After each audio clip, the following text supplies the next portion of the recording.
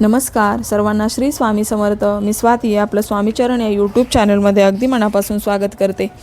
3 जानेवारी या दिवशी आहे शाकंभरी पौर्णिमा. तर शाकंभरी पौर्णिमा कशी साजरी करायची, या दिवशी कुठल्या सेवा करायच्या, सत्यनारायण पूजा कधी करायची, कुळधर्म कुळाचार कसा करायचा आणि शाकंभरी देवीला 64 भाज्यांचा नैवेद्य दाखवला जातो, त्याचं काय महत्त्व आहे आणि एकंदरीत हा दिवस कसा साजरा करायचा याबद्दलची संपूर्ण माहिती मी आपल्याला या व्हिडिओमध्ये देणार आहे. कारण बघा, आता नवरात्रीचे उद्याचा हा शेवटचा दिवस आहे. नवरात्रीच्या 9 दिवसामध्ये जर आपल्याकडून काही कारणास्तव सेवा झाल्या नसतील तर आपल्याला हा शेवटचा दिवस आहे, या दिवशी सेवा चुकवायच्या नाही आहेत. कारण पौर्णिमा ही तिथी माता लक्ष्मीला समर्पित आहे. या दिवशी जर आपण काही उपाय केले तर ते आणखीन फलदायी ठरतात. तर बघा, या दिवशी आपल्याला सकाळी लवकर उठायचं आहे आणि काही जाळी जळमटं घरामध्ये अस्वच्छता असेल तर ती आपल्याला आदल्या दिवशीच स्वच्छता करून घ्यायची आहे. सकाळी लवकर उठून आपलं घर अंगण स्वच्छ करायचं. मुख्य दरवाजाच्या उंबरठ्याला आपल्याला हळदीचं लेपन करायचं आहे. बाहेर दिवा प्रज्वलित करायचा, रांगोळी काढायची आणि मुख्य दरवाजावर हळदीने स्वस्तिक काढायचे. आता दिवसभरामध्ये आपण हे शक्यतो सकाळीच करा, कारण इतर सेवा आपण नंतर केल्या तरी चालतील. पण सकाळी जर आपला दरवाजा हा सुशोभित असेल, स्वच्छ असेल तर आपल्यालाही खूप प्रसन्न वाटतं. त्यामुळं अगदी ही 5 मिनटं लागतात या गोष्टीला, पण तुम्ही ही सेवा सकाळी लवकर करा. आता आपण देवपूजा करताना लक्ष्मी माता किंवा आपली कुलदेवी बाळकृष्ण भगवान यांची मूर्ती आपल्या देवाऱ्यामध्ये असते, तर त्याच्यावर आपल्याला पंचामृताने अभिषेक करायचा आहे. आणि पंचामृताने नाही शक्य झालं तर शुद्ध पाण्याने किंवा दुधाने केला तरी चालेल. आणि अभिषेक करताना लक्ष्मी मातेचा मंत्र किंवा श्री सूक्त, नवार्णव मंत्र या मंत्राचं आपण पठण करावं. जर पाण्याने अभिषेक केला तर सर्व ते पाणी आपण घरामध्ये शिंपडावं आणि उरलेलं पाणी आपण घरातील व्यक्तींना तीर्थ म्हणून द्यावं. आणि पंचामृताने केला तर ते आपण घरातील सर्व व्यक्तींना तीर्थ म्हणून द्यावं. आता सकाळीच आपल्याला तुळशीला सुद्धा जल अर्पण करायचे. हळद मिश्रित जल तुळशीला अर्पण करा आणि तुळशीभोवती आपल्याला प्रदक्षिणा घालायचेत. ओम नमो भगवते वासुदेवाय या मंत्राचा आपल्याला जप करायचा आहे. आता ही सेवा झाली की आपण सूर्याला अर्घ्य द्या, कारण हे वर्ष सूर्यदेवांना समर्पित आहे. सूर्याला अर्घ्य देताना त्याच्यात थोडीशी हळद किंवा गूळ टाकला तरी चालेल आणि असं हे पाणी आपल्याला सूर्यदेवांना अर्घ्य द्यायचे. सूर्यदेवांना अर्घ्य देताना ते अगदी पहाटेपासून तुम्ही 7-7:30 पर्यंत द्या, फार उशीर करू नये. त्या वेळेमध्ये शक्य झालं तरच सूर्यदेवांना आपल्याला अर्घ्य द्यायचे. मग ही सेवा झाली की आपल्याला सत्यनारायण पूजा करायची आहे, कारण पौर्णिमा तिथी आहे आणि पौर्णिमेला सत्यनारायण केला जातो. अगदी घरच्या घरी कमी सामानामध्ये साध्या सोप्या पद्धतीने आपल्याला सत्यनारायण पूजा करायची असते. जर यापूर्वी तुम्ही केली नसेल तर उद्यापासून तुम्ही संकल्पयुक्त 11 सत्यनारायण पूजेला सुरुवात करू शकता. आता ही पूजा आपण स्वतःच घरच्या घरी मांडत असतो. यासाठी आपल्या घरात असणाऱ्या साहित्यामध्येच ही पूजा होते. फक्त आपल्याला गोड शिरा प्रसादासाठी बनवायचा असतो. बाकी विशेष असं काही या पूजेसाठी लागत नाही. पण ही पूजा तुम्ही नक्कीच करा, कारण जिथे सत्यनारायण पूजा केली जाते म्हणजेच तिथे विष्णूंची सेवा होते, तर तिथून माता लक्ष्मी ही कधीही काढता पाय घेत नाही. आणि सत्यनारायण पूजा केल्याने आपली आर्थिक परिस्थिती सुधारण्यास मदत होते. पैशाची चणचण कधीही घरामध्ये भासत नाही, धनधान्याची कमतरता पडत नाही. त्यामुळे शक्य झालं तर उद्या नक्कीच सत्यनारायण पूजा करा. आता सत्यनारायण पूजा ही आपल्याला शनिवारी 3 तारखेलाच करायची आहे. जरी पौर्णिमा प्रारंभ शुक्रवारी 2 तारखेला होत असला तरी तो 6:54 होतोय.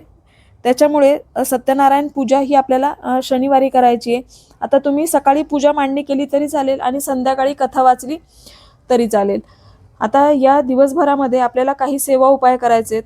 आता शाकंभरी देवीला 64 भाज्यांचा नैवेद्य दाखवला जातो. आपल्याला 64 भाज्या तर करणं शक्य नाही आहे, पण आपल्याला ज्या भाज्या करणं शक्य होईल त्या तुम्ही करून नैवेद्य दाखवू शकता. किंवा अगदी साधं वरण भात भाजी किंवा तांदळाची खीर, पुरणपोळी असा नैवेद्य केला तरी चालेल. आता या दिवशी तुम्ही नक्कीच पुरणपोळीचा नैवेद्य देवीला दाखवू शकता आणि देवीची पुरणाच्या दिव्यांनी आरती करू शकता, म्हणजे आपला कुळधर्म कुळाचार होतो. नंतर आपल्याला काही सेवा करायचे आहेत. आता या दिवशी पौर्णिमा आहे, तर या सेवा आपण दिवसभरामध्ये कधी करा. आपल्याला एक वेळा विष्णू सहस्त्रनाम पठण करायचे, एक वेळा पुरुष सूक्त, एक वेळा श्री सूक्त, एकदा व्यंकटेश स्तोत्र, या सेवा आपल्याला करायचेत. आणि कुंकुमार्चन ही अत्यंत प्रभावी सेवा आहे, तर ही आपल्याला दिवसभरामध्ये ज्या वेळेला शक्य होईल त्या वेळेला करा. आता कुंकुमार्चन तुम्ही टाकावर करू शकता, आपल्या कुलदेवीच्या किंवा लक्ष्मी मातेच्या मूर्तीवर, किंवा तुमच्याकडे जर अन्नपूर्णा माता असेल तर त्या अन्नपूर्णा मातेच्या मूर्तीवर सुद्धा आपण कुंकुमार्चन सेवा करू शकता, आणि श्रीयंत्रावर सुद्धा करू शकता. कारण शाकंभरी देवी ही पार्वती मातेचंच एक रूप आहे, आणि अन्नपूर्णा माता सुद्धा पार्वती मातेचंच एक रूप आहे. त्यामुळे तुम्ही अन्नपूर्णा मातेच्या मूर्तीवर जरी अभिषेक केला तरी चालेल.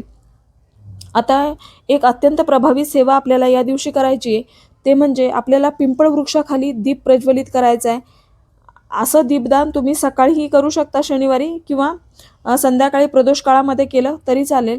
आता काय करायचं, चौमुखी दिवा आपल्याला बनवायचा आहे, आणि तो दिवा आपल्याला पिंपळ वृक्षाखाली लावायचा आहे. दिव्याला आपल्याला आसन द्यायचं आहे. पिंपळ वृक्षाला हळद आणि गुळ मिश्रित जल अर्पण करायचे, प्रदक्षिणा घालायच्या. आता या दिवशी शनिवार आहे, आपण पिंपळ वृक्षाला स्पर्श करू शकतो, आणि प्रदक्षिणा घालताना ओम नमो भगवते वासुदेवाय या मंत्राचा जप करायचा. 5 किंवा 11 आपल्याला प्रदक्षिणा घालायचेत.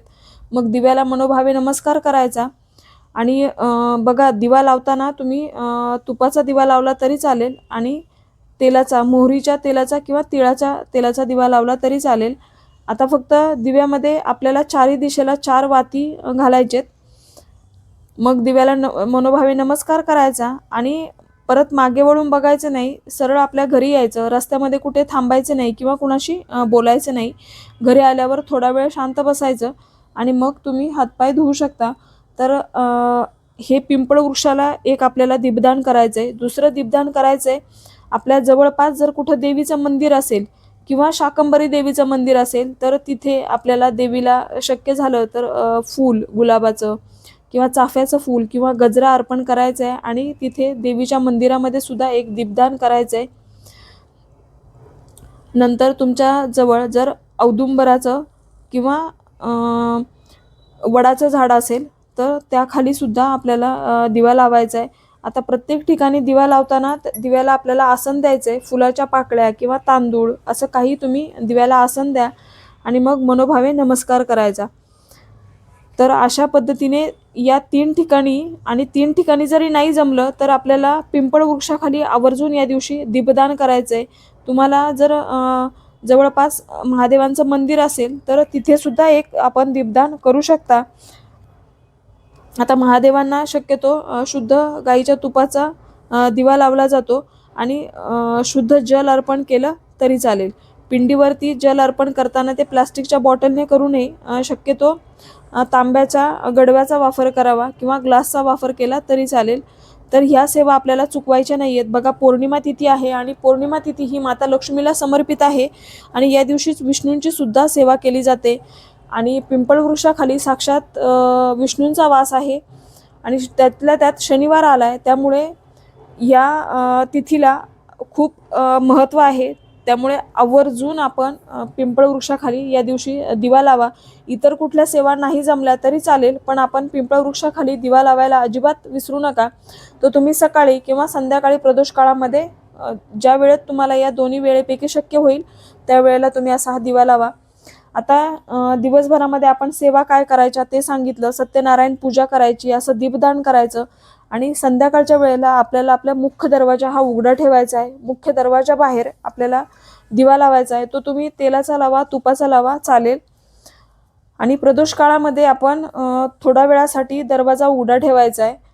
बघा, पौर्णिमा तिथी आहे, आणि संध्याकाळी दिवे लागणीच्या वेळेला ही लक्ष्मी माता आपल्या घरामध्ये प्रवेश करत असते. तर त्यावेळेला आपल्या घराचा दरवाजा हा उघडा असावा, ही एक काळजी आपल्याला घ्यायची.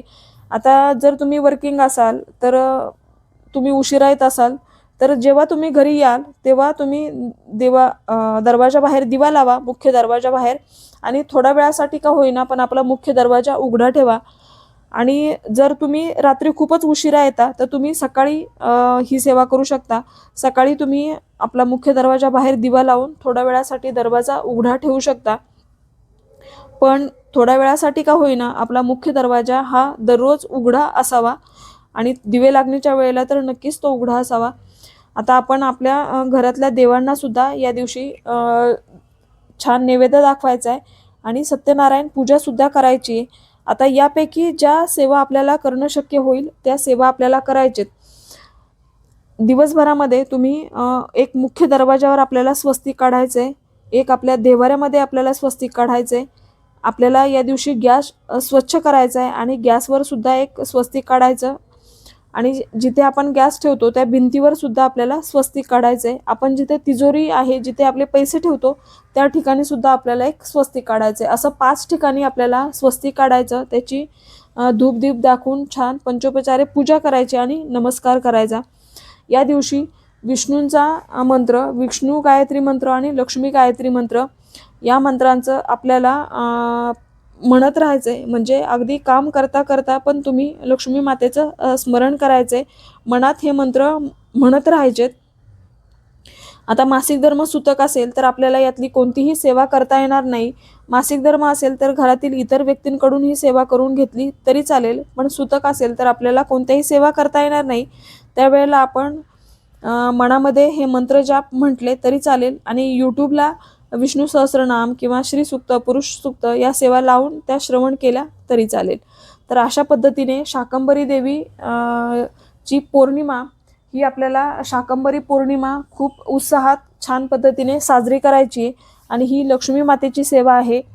त्याचबरोबर आपल्याला विष्णूंची सेवा करायची आहे, कारण जिथे विष्णूंचं स्मरण केलं जातं, विष्णूंची पूजा केली जाते, तिथून माता लक्ष्मी कधीही काढता पाय घेत नाही, कारण लक्ष्मी मातेला विष्णूंची सेवा ही खूप प्रिय आहे.